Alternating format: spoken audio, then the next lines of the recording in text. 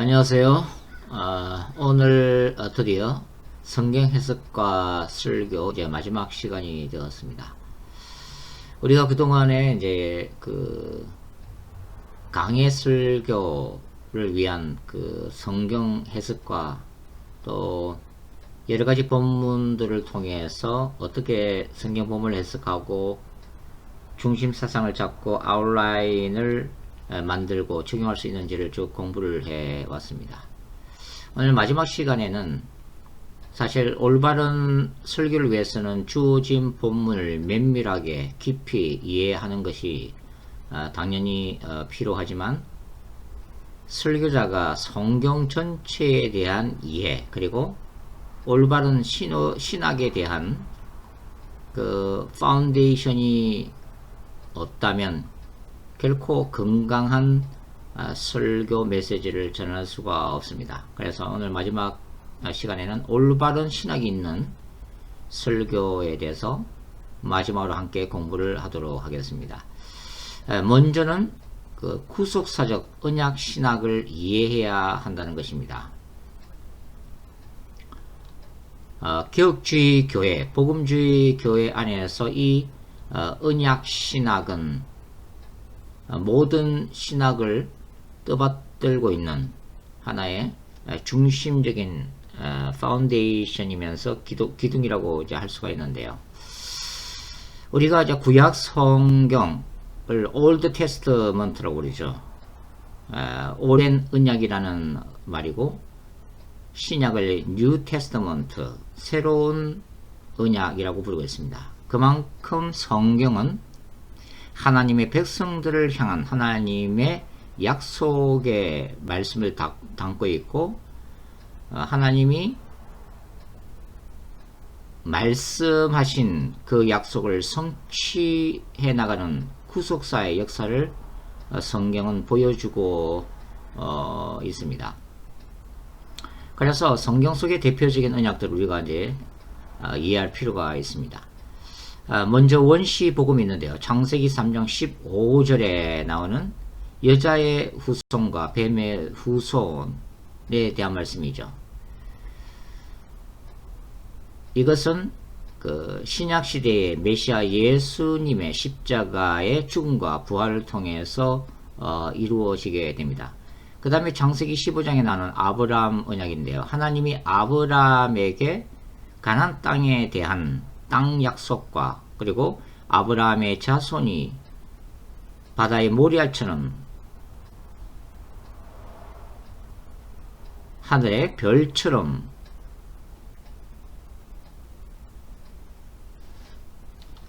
번성하게 될 거라고 하는 약속을 주시는 말씀이죠. 그리고 이 아브라함 언약을 헷불 언약이라고 하는데요. 하나님이 아브라함으로 하여금 고기를 쪼개게 하고 그 사이를 불의 형태로 홀로 지나가심으로 인해서 하나님이 이스라엘 백성들을 향한 변치 않는 신실함으로 그들을 축복하시겠다고 하는 그런 언약이 되겠습니다. 그리고 출애굽기 이제 19장 이후에는 하나님이 시내산에 바로 영광의 불 가운데 임재하시죠. 그리고 모세를 통해서 이스라엘 백성과 언약을 맺으십니다. 그 언약의 핵심적인 내용은 뭐죠? 이스라엘 백성들이 하나님의 율법 말씀에 순종하면 창조주 하나님은 이스라엘의 언약의 하나님 야훼가 될 것이고 이스라엘 백성들은 하나님의 거룩한 백성으로 세워지게 될 거라고 하는 언약이었죠. 그 다음에 이 시내산 언약이 이제 신명기에 가면은 모세의 설교를 통해서 모세 언약, 모압 언약으로 다시 반복되어집니다. 그러니까 모압 언약은 시내산 언약을 갱신했다고 할 수가 있죠. 모세가 출애굽 2세대에게 가나안 땅에 들어가기 전에 전한 이 메시지를 통해서 모세는 가나안 땅에 들어가서도 우상을 숭배하지 말고 오직 유일하신 야훼 하나님만을 섬기라고 하는 그 메시지를 전하게 됩니다. 그리고 모세는 만약 이스라엘 백성들이 하나님과의 언약을 깨뜨리고 불순종하게 되면 그들이 하나님으로부터 받았던 기업인 가나안 땅을 빼앗기고 먼 땅에 포로로 끌려가게 될 것임을 경고를 하고 있죠. 이 모세의 이 모압 언약은 여호수아 24장에 이제 가시면 여호수아의 설교를 통해서 세겜 언약으로 다시 반복되어집니다. 여호수아는 가나안의 우상들과 이스라엘 하나님 야훼 사이에서 오직 야훼만을 사랑하고 섬길 것을 다짐받는 이 세겜 언약을 이스라엘 백성들과 함께 체결하게 되죠. 그리고 사무엘하 7장에 가시면 바로 다윗 언약이 나타나 있습니다. 하나님은 나단 선지자를 통해서 다윗을 축복하시는데요. 바로 영원하고 견고한 다윗 왕국, 바로 그것은 예수 그리스도, 다윗의 자손으로 오실 예수 그리스도를 통한 영원한 메시아의 왕국에 대한 언약을 포함하고 있는 언약이죠. 그리고 이제 예레미야 31장에 가시면 새 언약이 등장하고 있습니다. 구약 시대에는 돌에 새겨진 십계명을 중심으로 한 율법을 지켜야만 했지만 이제는 하나님께서 신비의 마음판에 하나님의 말씀을 새기겠다고 하는 약속을 하시죠. 그것은 이제 예수님이 오시고 또 예수님의 성천 이후에 성령을 통해서 성령께서 신자들의 마음에 내주하심으로 이루어 성취되게 되죠. 그리고 이제 예수님과 제 아들이 유월절 언약, 피의 언약을 맺습니다. 포도주 언약을 통해서 십자가의 죽음과 바로 부활을 예고하시고 예수 그리스도의 십자가를 통해서 구원이 성취되는 약속을 주시죠. 이와 같이 이제 성경에는 하나님이 그 이스라엘 백성들에게 끊임없이 언약을 갱신하시며 또한 이스라엘 백성들이 때로는 죄에 넘어지고 불순종할지라도 하나님이 그들을 불쌍히 여기셔서 언약을 갱신해 나가시며 하나님 스스로가 그 약속을 성취시켜 나가는 구속의 역사를 기록하고 있다고 하는 거죠. 그러므로 이제 설교자는 어떤 본문을 설교할 때도 항상 이러한 언약 신학적인 바탕을 가지고 메시지를 전해야 한다고 하는 것입니다. 그 다음에 이제 우리는 성경을 관통하는 성전 신학을 또 이해할 필요가 있습니다. 이 템플 테올로지, 성전을 중심으로 하는 신학도 우리가 꼭 기억해야 할 성경 신학 중에 하나라고 말씀을 드릴 수가 있죠. 자, 하나님이 아담과 하와를 위해서 에덴 동산을 창설하시죠. 그리고 그 에덴 동산에 하나님이 임재하셔서 아담과 하와와 소통하시고 교제를 하십니다. 거룩하신 하나님이 임재하는 장소로서의 이 에덴 동산은 말 그대로 그 성전의 기초 모델이라고 볼 수가 있죠. 그리고 나중에 출애굽을 한 후에 하나님은 그 모세에게 성막을 짓게 하시는데요. 죄 많은 이스라엘 백성 가운데 하나님은 그 시내산에 불과 영광으로 임했던 하나님이 이제는 그 성막에 임재를 하시죠. 그래서 그 이스라엘의 하나님으로서 영광 중에 다스리시는 그 모습을 모세의 성막은 보여주고 있습니다.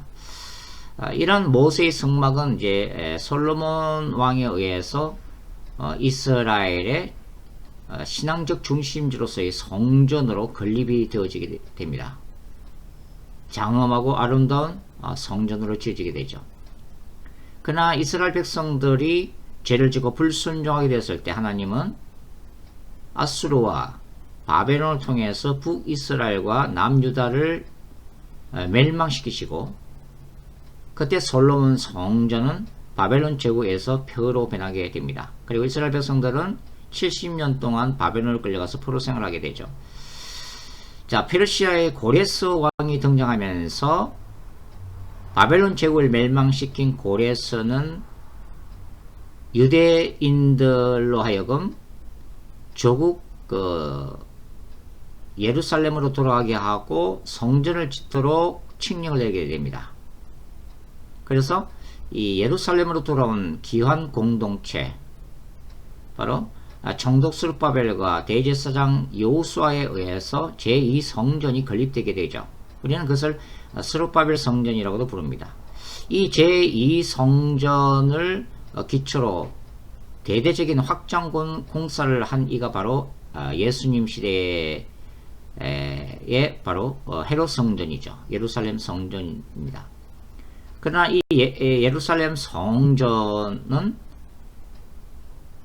참된 성전으로 오신 예수님에 의해서 대체가 되어지게 됩니다. 그래서 하나님으로부터 죄에 대한 용서를 받기 위해서 짐승의 피를 드리는 장소로서의 이 예루살렘 성전, 그리고 하나님의 율법을 준행함으로써 하나님의 백성으로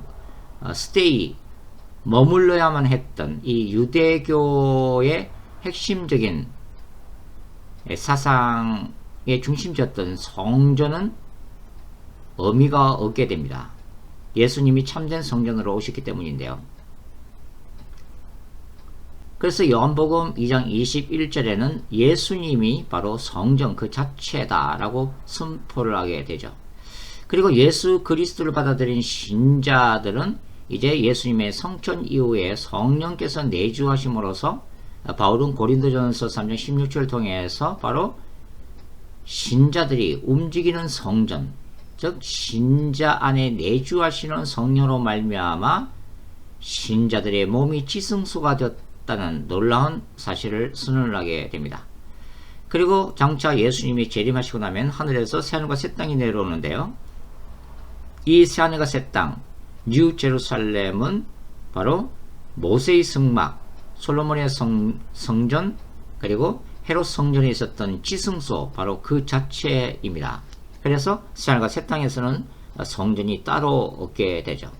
이것이 바로 성경 전체를 관통하는 바로 성전 신학이라고 하는 것입니다. 자, 그 다음에 이제 성경은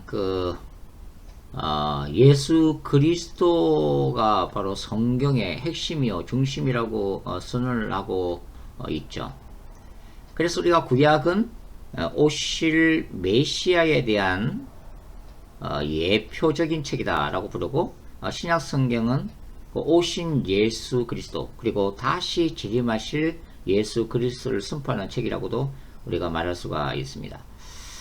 누가복음 24장 44절에는 엠마로 내려가는 두 제자, 예수님이 십자가에서 돌아가시자 실망해서 고향으로 돌아가는 두 제자를 만나주신 예수님의 말씀 속에서 바로 모세의 율법과 선지자의 글과 시편이 예수 그리스도 메시아에 대한 책임을 밝히시는 장면이 나오고 있는데요.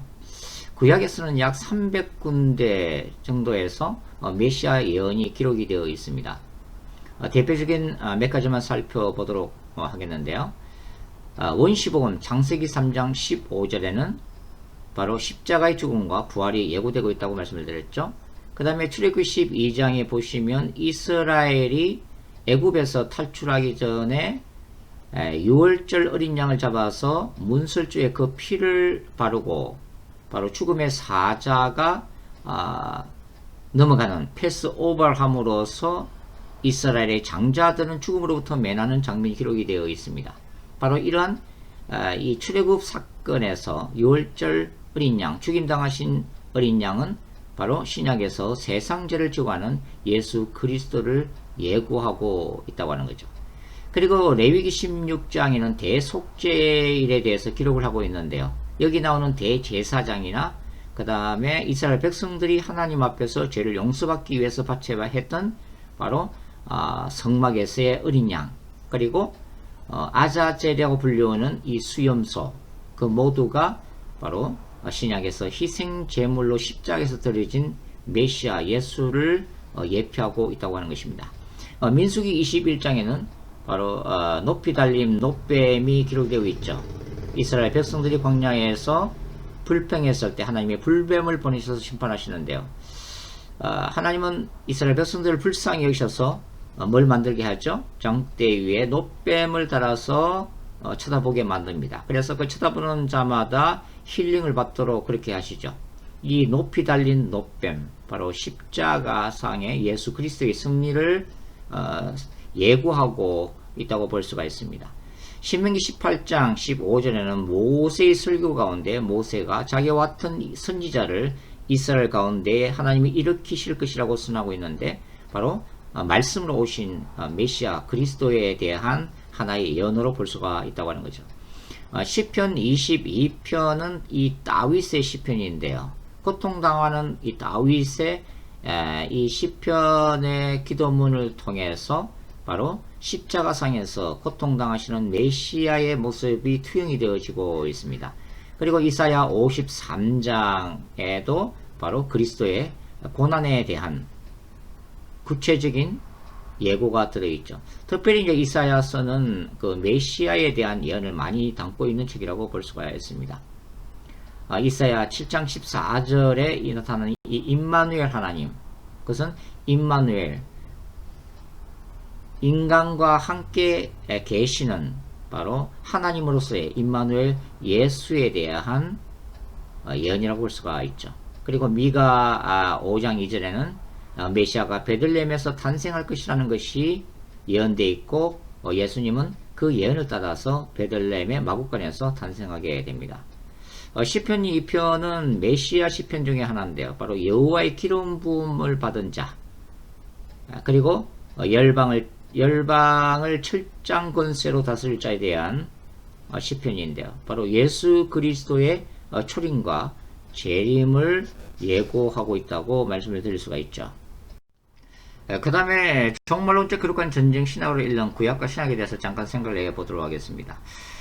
제가 지금 그 창세기로부터 요한계시록 각근을 개관하는 책을 쓰고 있는데요. 새로운 성경 신학이라고 불리는 이 거룩한 전쟁 신학으로 정리를 지금 집필을 좀 하고 있습니다. 종말론적 성경을 바라보는 성경 신학인데요.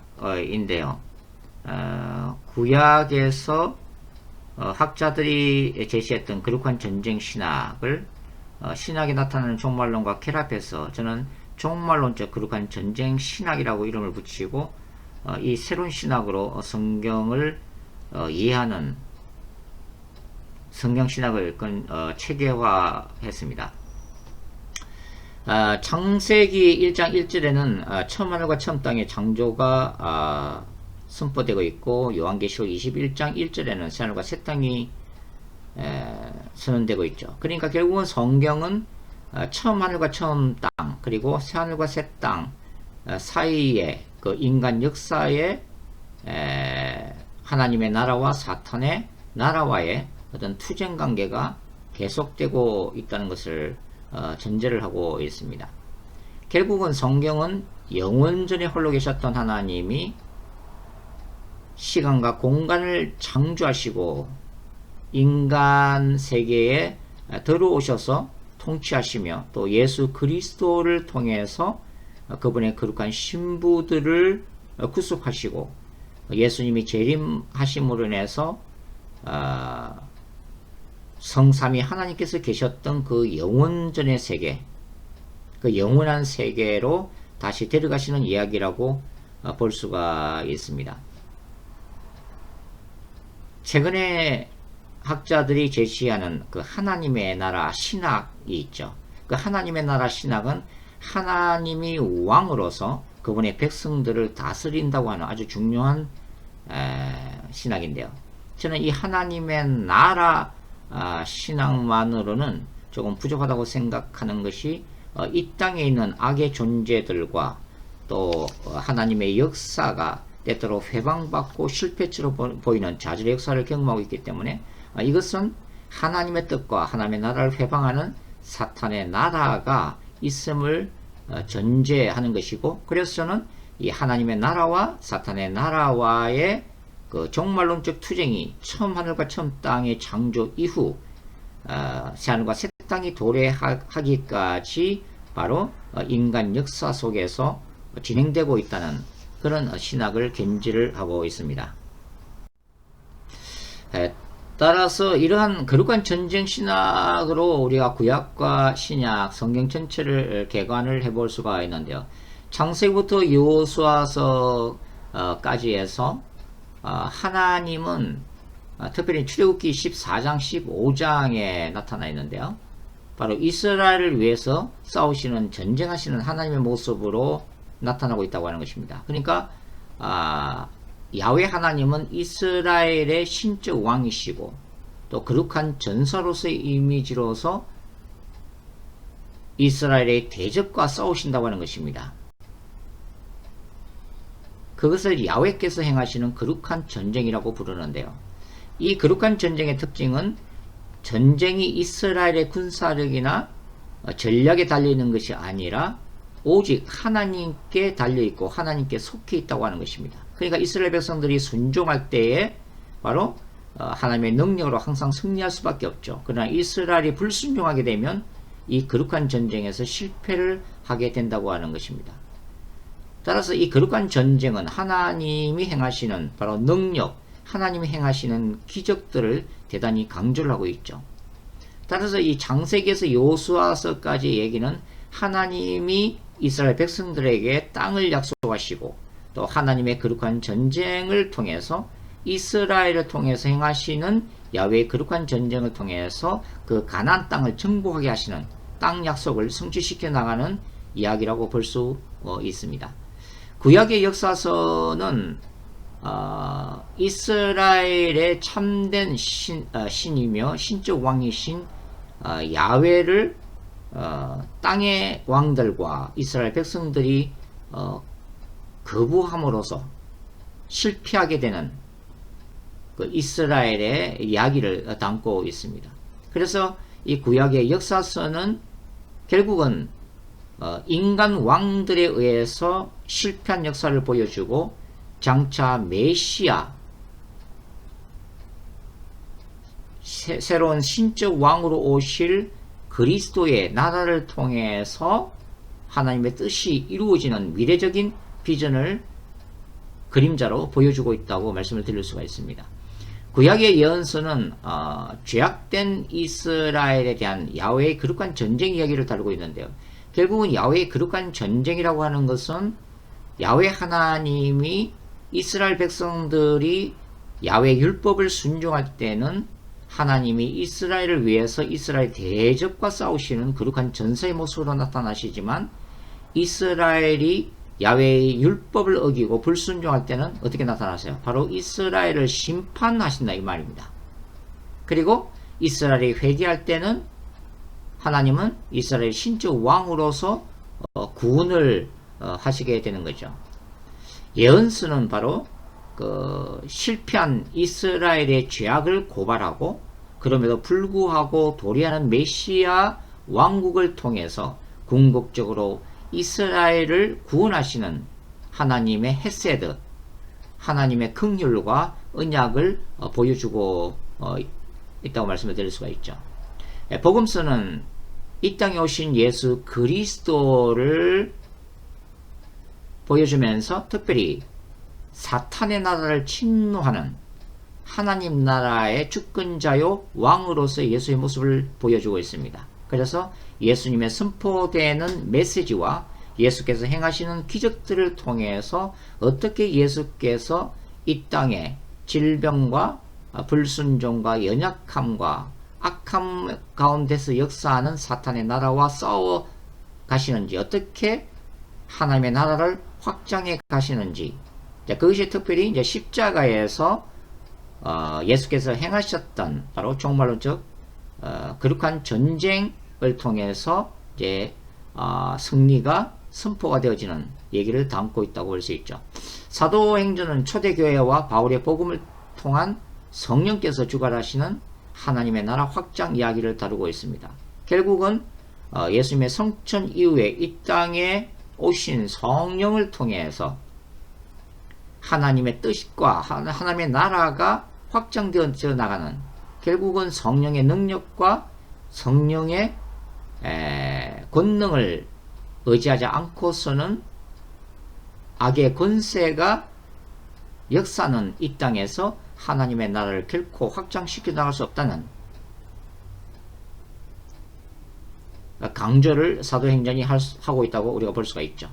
그 다음에 바울 스시는 로마 세계에 울려 퍼진 이 종말론적 십자가의 피 묻은 복음의 기초를 바울이 강조를 하고 있고, 그 다음에 죄악된 세상 가운데 예수 그리스도 안에서 세워진 하나님의 교회가 어떻게 세상과 구별되면서 성화의 삶을 살 수 있는지 그 거룩성을 강조하는 교훈의 이야기가 담겼다고 볼 수가 있습니다. 공동서신은 하나님 나라를 지향하는 초대교회의 고난과 승리를 약속하는 이야기를 볼 수가 있죠. 그리고 성경의 마지막 책이면서 성경 이야기를 완성하는 이 요한계시록이야말로 종말론적 거룩한 전쟁 신학이 가장 두드러지는 책이라고 볼 수가 있죠. 바로 예수 그리스도의 재림을 준비하는 교회 공동체와 악의 근세와의 종말론적 투쟁 이야기가 환상으로 펼쳐져 있습니다. 그리고 궁극적으로 교회가 반드시 승리할 것이며 하나님은 그 상급으로서 산업과 새 땅을 그리스도를 믿는 신자들, 그리스도의 거룩한 신부들에게 부여할 것이라고 하는 궁극적인 승리와 영광을 노래하고 있는 책이 바로 요한계시라고 볼 수가 있죠. 이처럼 창세기와 요한계시록에 이르기까지 구약과 신약은 바로 이 종말론적 거룩한 전쟁 신학이 그 중심에 흐르고 있다고 말씀드릴 수가 있겠습니다. 자, 그 다음에 우리가 이제 이해될 게 뭐냐면 본문 해석을 함에 있어서 우리는 구약과 신약에 대한 전체적인 이해를 필요로 한다는 것을 기억해야만 합니다. 구약은 신약의 기초이면서 뿌리이죠. 그리고 신약은 구약의 완성이라고 볼 수가 있습니다. 구약은 그림자이고 신약은 빛이라고 할 수가 있죠. 그러니까 구약을 이해하지 않고서는 신약을 이해할 수 없고, 신약을 이해하려면 반드시 구약을 이해해야만 한다고 하는 것입니다. 그래서 이 구약과 신약 전체를 이해할 수 있는 건강한 신학 그리고 해석학적 그런 기초가 필요하다고 하는 거죠. 성경은 창세기부터 요한계시록까지 연결된 하나의 책으로 보는 큰 그림이 필요합니다. 일관성 있게 하나님의 구속의 역사를 다루고 있는 유기체적 구조를 가지고 있죠. 그러니까 창세기라고 하는 히말라야의 그 눈덮인 산 정상에서 시작된 이 성경 이야기는 요한계시록이라고 하는 큰 바다를 향해서 도도히 흘러가고 있는 하나님의 구속의 역사, 하나님의 나라와 사탄의 나라와의 갈등과 그 투쟁 관계 속에서도 하나님이 그분의 뜻을 이루어 나가시고 마침내 교회 공동체로 하여금 궁극적인 승리를 성취시켜 나가는 바로 그러한 구조를 가지고 있다고 말씀을 드릴 수가 있습니다. 그래서 우리가 성경을 읽을 때에 늘 구약과 신약의 연결성을 기억하면서 메시지를 전할 필요가 있다고 하는 것입니다. 예를 들면은 구약의 레위기, 제사법과 그 다음에 성막에 대한 그 구약적인 가르침은 뭐와 마주보고 있죠? 바로 신약의 히브리스와 마주보고 있다고 하는 것입니다. 그래서 레위기와 성막을 제대로 이해하려면 히브리스를 알아야 되고, 히브리스를 제대로 이해하려면은 바로 레위기와 성막으로 돌아가야만 한다고 하는 거죠. 창세기 15장과 로마서 4장도 마찬가지입니다. 창세기 15장이 아브람에 대한 하나님의 언약, 그리고 아브람을 찾아오셔서 하나님이 짐승을 쪼개게 하시고 그 중간을 불의 모습으로 지나가시는 이 횃불 언약은 바로 로마서 4장의 바울의 설명을 통해서 더욱더 이해를 할 수가 있다고 하는 것입니다. 그러니까 창세기 15장에 아브람이 하나님의 말씀, 즉 아브라함의 자손이 하늘의 별처럼 땅의 모래알처럼 될 것이라고 하는 그 언약, 그리고 가나안 땅을 기업으로 주겠다고 하는 그 언약을 아브라함이 믿음으로 받아들였을 때 하나님이 아브라함에게 뭐라고 말씀하셨죠? 의롭다 하셨다고 하는 것입니다. 칭의, 의롭다 하심을 주셨는데, 이러한 그 아브라함에 대한 신학적이고 역사적인 기초 위에서 바울은 로마서 4장에서 아브라함이 믿음으로 하나님께 칭의 의롭다함을 받은 것처럼 신약의 신자들도 예수 그리스도의 죽음과 부활에 대한 믿음을 가지고 하나님 앞에서 하나님의 법정에서 죄인이지만 예수 그리스도 안에서 의롭다, 의인이다, 칭의를 받을 수 있다고 하는 그런 논리를 전개하고 있다고 하는 것입니다. 그리고 이사야 60장부터 66장까지는 바로 이사야가 본 환상 중에서 예루살렘의 비전에 관한 것이죠. 열방이 예루살렘에 나오고 열방이 예루살렘에서 하나님께 예배를 드릴 거라고 하는 이 놀라운 비전은 요한계시록 21장과 22장에 나와 있는 사도 요한이 밤모섬에서 본 환상, 즉 하늘에서 내려오는 새 예루살렘 성으로 완성이 되어지고 있고 성취가 되어지고 있다는 것을 우리가 알 수가 있다고 하는 것입니다. 에스겔서 40장부터 48장에 나오는 그 에스겔 성전에 대한 환상도 마찬가지죠. 우리가 잘 알고 있는 그 에스겔 47장에 성전의 문지방에서 물이 솟아나와서 흘러넘치면서 좌우에 나무들의 생명을 얻고 모든 생명들이 살게 될 거라고 하는 이 위대한 에스겔의 환상은 어디서 완성돼요? 계시록 22장에서 완성되고 있다고 하는 것입니다. 그러니까 에스겔 47장에 있는 이 성경 구절은 바로 이제 요한계시록 22장에서 1절과 2절에서 또 그가 수정같이 맑은 생명수의 강을 내게 보이니 하나님과 및 어린 양의 보호자로부터 나와서 길 가운데로 흐르더라. 강좌위에 생명나무가 있어 12가지 열매를 맺되 달마다 그 열매를 맺고 그 나무 잎사귀들은 만국을 치료하기 위하여 있더라라고 하는 이 구절에서 바로 완성이 되어지더라 하는 것입니다. 그러니까 대부분 우리 구약의 예언서들을 문자적인 의미로 이야기보다는 이것이 점점 신약에 와서 발전되고 완성된 형태, 즉 상징적인 그리고 신학적인 의미를 가지고 있다는 것을 우리가 이해해야만 한다고 하는 것이죠. 구약의 이스라엘과 신약의 교회 공동체의 그 관계를 이해하는 것도 우리가 마찬가지인데요. 사도들이 이해한 교회는 구약의 이스라엘을 계승한 새 이스라엘로 간주했습니다. 예를 들면 야고보서 1장 1절에는 어떤 구절이 기록되어 있죠? 야고보는 이렇게 기록하고 있습니다. 하나님과 주 예수 그리스도의 종 야고보는 흩어져 있는 12지파에게 문안하노라. 이 흩어져 있는 12지파는 혈통적, 민족적 이스라엘이 아니라 예수 그리스도를 믿은 신자들을 의미하는 거죠. 그러니까 야고보는 이 신자들을 구약의 12지파를 영적으로 계승한 새로운 이스라엘로 간주하고 있다는 것입니다. 바울도 마찬가지인데요. 갈라디아서 6장 16절 보면은 바울은 그 갈라디아 교회를 보고 하나님의 이스라엘이라고 부르고 있습니다.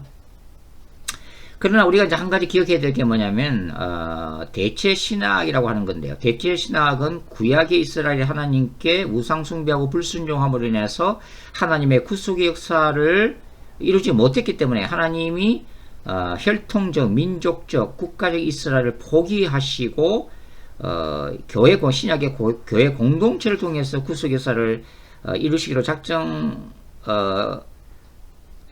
믿는 신학인데 이것은 조금 오류가 있다고 보여집니다.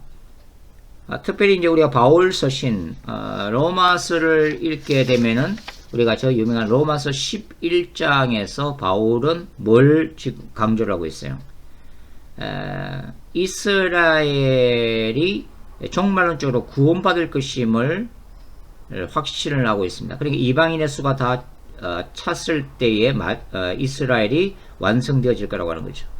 우리가 잘 알다시피 이스라엘은 2000년 동안 국가가 없이 헤매다가 1948년도에 이스라엘이 재건되는 놀라운 기적이 일어났습니다. 따라서 이제 바울이 그 에베소서 2장과 3장에서 이해하는 우리 교회 공동체의 본질을 이해할 필요가 있죠. 바울이 이해한 종말론적 교회 공동체는 뭡니까? 유대인과 이방인이 예수 그리스도 안에서 하나 된 것이죠. 그것은 혈통적인 이스라엘과 그 다음에 이방인들이 함께 이루는 하나님의 나라의 모형이 바로 뭐예요? 교회 공동체임을 역설하고 있다고 하는 것입니다. 결코 민족적 이스라엘의 구속 문제는 제외된 것이 아닙니다. 하나님은 마지막 때에 반드시 이스라엘을 회복시킬 거라고 하는 것을 우리가 기억할 필요가 있다는 것을 우리가 알 수가 있습니다. 동시에 설교자들은 성경 본문을 해석하는 그 중요한 파운데이션 하나로 조직신학을 폭넓게 이해할 필요가 있죠. 그러니까 우리가 조직신학이라 하면은 종말론, 세상의 종말은 무엇인가, 신론, 하나님은 누구신가, 그리스도론, 예수는 누구신가, 성령론, 성령 하나님은 어떤 분이신가, 성삼위일체론, 성부, 성자, 성령의 관계, 그리고 교회 본질은 무엇인가, 교회론, 그 다음에 성교론, 그 다음에 인간과 죄론에 대한 기본적인 이해가 있어야 성경 본문을 균형 잡히게 해석을 할 수 있고 메시지를 전할 수 있다고 하는 거죠. 그 외에 이제 교회 역사에 대해서도 폭넓게 이해할 필요가 있고 신학의 역사, 그 외에 또 상담학이나 내적 치유 등등에서 그 인간 자체에 대한 이해도 필요하다고 하는 거죠. 자, 성경 해석과 설교라는 과목을 마무리 지으면서 마지막 시대를 살아가는 그 신자들과 설교자의 사명에 대해서 간략하게 정리하고 이제 마무리를 짓도록 하겠습니다. 설교자뿐만 아니라 일반 신자들도 마지막 때가 되도록 예수 그리스도의 재림이 가까울수록 더욱더 하나님의 말씀인 성경을 더 깊이 연구하고 묵상할 필요가 있습니다. 왜냐하면 성경은 신자들의 삶과 행동, 사역의 기초일 뿐만 아니라 마지막 시대를 살아가는 중요한 기독교 세계관을 회복할 수 있는 바로 자양분이라고 할 수가 있죠. 그래서 말씀을 더욱더 가까이 하고 말씀을 깊이 연구할 필요가 있다고 하는 것입니다. 설교자들은 더욱 그 설교자로서의 사명과 부르심을 다시 일깨울 필요가 있죠. 예수 그리스도의 재림을 준비하는 종말론적인 선지자적인 메시지를 전해서 갈급한 영혼들에게 하늘의 생수를 공급할 그런 마지막 때의 사명을 가지고 있다고 하는 것입니다. 성경 해석과 설교라는 감을 가지고 한 학기 동안 함께 공부를 해왔는데요. 지금까지 따라오느라고 여러분들 수고하셨고요. 여러분들한테 더욱더 당부드리고 싶은 것은